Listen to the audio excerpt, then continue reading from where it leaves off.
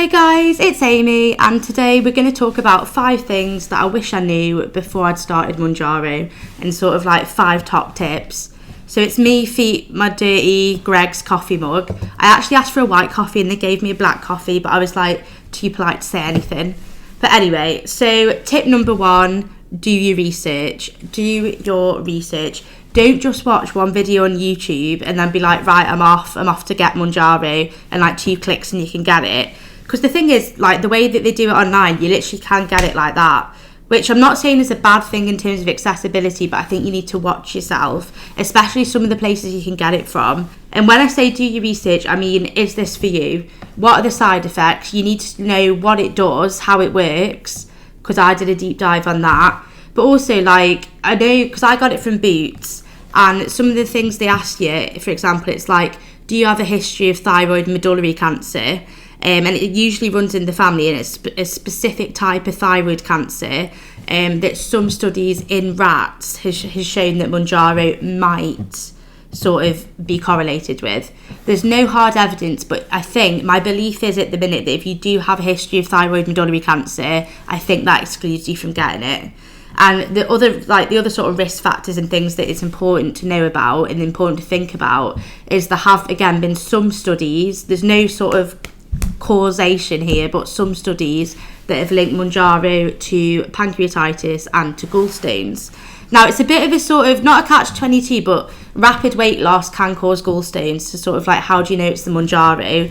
But some places, and I know that some suppliers, if you do have a history of gallstones and you've still got a gallbladder and stuff, they don't let you get it. So I think just make sure you know your past medical history, make sure you know your family history, and just be wary and just be careful of that. And obviously, if you've had pancreatitis before, or in some places in the last 6 months, people won't prescribe you it. And also, I think it's important not to lie, because these are risks, and even though we sort of don't know the prevalence and we don't know how risky it is still a risk. So I just, do your due diligence and just be careful. But yeah, and also research side effects, because I've been quite lucky for me, because what I've had is I've not had that many side effects. I think in week 1 I had like a headache the second day, and I felt a bit sick the second day, and I felt a bit more lethargic for the first week, but after that I've been quite lucky. I did get really bad indigestion in I think week 5 or 6 maybe. If you go back through my videos you can have a look. But yeah, just do your research, know the side effects, know what things you might have that might mean that you can't have it, and just know if it's right for you, because it's expensive. Because at the minute you can't get it on the NHS. Well, you can, but with extremely strict criteria. You can get some weight loss injections, supposedly like Saxenda, Wegovy, on the NHS. But I'm going to go through all of that in a separate video, because we could be here all day. Like, there's so many exclusion criteria, it's ridiculous. But yeah, so thing number 1, do your research. Tip number 2, and this is a really, really, really important one, is don't be ashamed.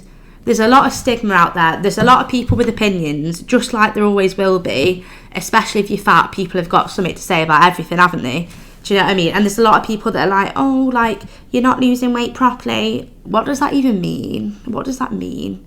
Do you know what I mean? They're like, oh, you're cheating. What are you talking about? But I think it is a very stigmatised thing, especially as in the UK. A lot of GPs don't know a lot about it. It's not widely used in the NHS. And so it can lead to a stigma. And obviously, when you're fat, people just yap. Do you know what I mean? People can't help themselves. So people will have opinions. But what I will say is, for me personally, I told one of my friends and I told my family, and obviously it's not something that I'm shouting from the rooftops, because I just can't be bothered to have the talk with people. Like, it's not my job to educate them. Do you know what I mean? It's my business. But it's not something that I'd say I'm ashamed of. And I think the more research I've done and the more that I've, found communities and stuff, which I'll go into later, it's really beneficial to have a community. There's some really, really good podcasts out there, and there's some really good Reddit threads. Normally I wouldn't touch Reddit with a barge pole, but there's some really good Reddit threads, and it's really supportive. And I know some people on the threads and stuff and on the blogs, they're like, I've not told anyone in my personal life because I'm too embarrassed, I'm too ashamed. But I'm here to tell you there's nothing to be ashamed of, darling. Do you know what I mean? Like, you're trying to get more healthy, it doesn't matter what your reasons are. Maybe you're just trying to lose weight and get out of the obesity category because you want to aesthetically look more attractive. do you know what I mean, conventionally more attractive, it doesn't matter what your reasoning is. Like, do you know what I mean? Like, it's like so many people are gatekeeping, so many people, it's just silly, man. So don't be ashamed. That is tip number 2, and that's very difficult, because I know being fat, the whole world tells you that you should constantly be ashamed and you should constantly be embarrassed, and you know, you're not allowed to be comfy ever, are you, when you're fat? You're constantly reminded of how fat you are and how that's not okay. And it doesn't matter what way you try and lose weight, you could do whatever method, it still wouldn't be right for some people. So just brush off their opinions and just crack on with your life, honestly.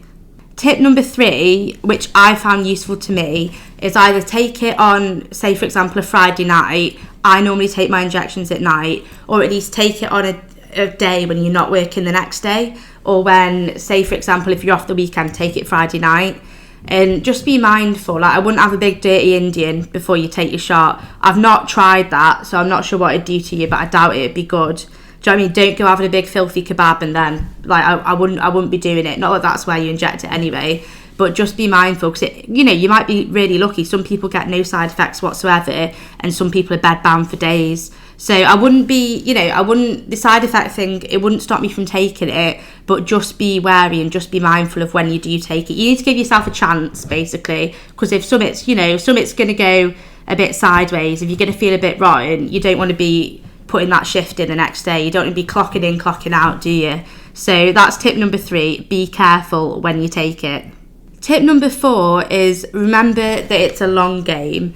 And I mean this in sort of 2 senses. So the first one being, some people, I was personally really lucky. Like, in the first week, I lost 6 pounds, which granted, probably a lot of it was water weight. And then in the first month, I lost 6 pounds, then 3 pounds, then 3 pounds, then 3 pounds. So I was lucky. But, some people don't see results for 2 months. Some people, for me, the sort of food noise and the alcohol noise that people speak of, which is basically food and alcohol cravings, that was gone for me like that. But as time's gone on, that food noise, that alcohol noise definitely has started coming back. It started creeping back in like a thief in the night. But, everyone's different, and that's why having a community is really helpful, although it can be sort of hurtful in that it's very easy to compare yourself to other people. And they do say comparison is the thief of joy, and they are absolutely right. Like, just slow down. I hate the phrase enjoy the journey, because I know everyone's, you're impatient, you want to get there, like, you want those results, you want to feel better, but just take your time and try not to compare yourself to everyone else, because some people it takes, months or weeks, or, you might be lucky, but you might not, and just don't get disheartened, because I feel like the one thing that Mounjaro's given me is hope, and like for the first time in a long time I felt hopeful, and that's a lovely thing to have. But just hang in there. Like, if it doesn't hit you like that, if you're not feeling it straight away, just honestly, just chillax. And the other thing that I meant by it's a long game is that even though obviously it's early days in Mounjaro for weight loss, even in America, I think, even though they're working on new ones all the time, I think there's one coming out that hits 3 receptors, but we'll talk about that later.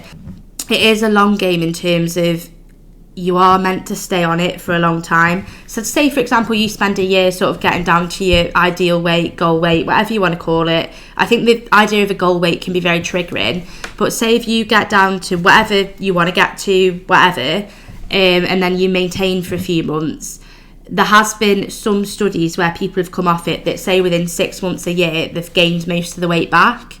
And obviously, because not a lot of people have come off, there's not a lot of data out there. I don't want to preach that as gospel and be like, you're definitely going to gain all the weight back, you're definitely going to gain 50% of the weight back. But it is to be mindful that I think people, obviously there's varying opinions among medical professionals, and they're not, let's be real, they're not all trained in it, they're not all experts, and neither are we. But there is some suggestions that if you come off it, you may gain the weight back. And in my head, I was like, but I'm still going to be, hitting the gym and doing the exercise. But it is, I suppose it's that worry that if the food noise comes back, will I be able to resist the urge? Because I have a history of binge eating. Sorry, I should have put a trigger warning in, but do you know what I mean? That's been one of my problems. And it is the sort of fear, like, what if there's shortages? What if I can't get it? What if I have to come off it? What if I can't afford it anymore? Because let's be fully real, it's like £200 a month. Like, I'm not, do you know what I mean? I'm not like out here like this, like, do you know what I mean? And my rent's gone up and my bills have gone up. Like, it's 'cause he lives, mate. Do you know what I mean? And unfortunately, the Mounjaro would be one of the things that had to go. Even though, I mean, no, I'm not being homeless and having, no, Do you know what I mean? So it's a long game in terms of just take your time, try not to compare yourself to anyone else, and be mindful if you have to pay for it. If you're in the UK, for example, you have to pay for it, it's expensive and you might have to be on it a long time. And if you do come off it for whatever reason, you might gain some or all of the weight back. But you know, little silver lining, I've heard of some people that have said, you know, I've been off it a year, not gained anything back. So, do you know what I mean? But just be mindful. So that's tip number 4.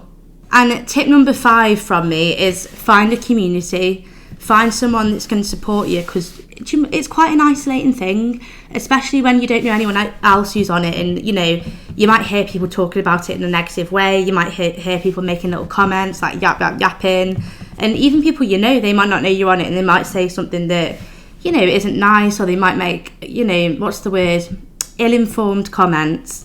So find some support. And, you know, even if you don't want to, I can't stop saying, you know, but even if you don't want to speak to your partner, speak to your friends, speak to your family, there's online communities that are really helpful.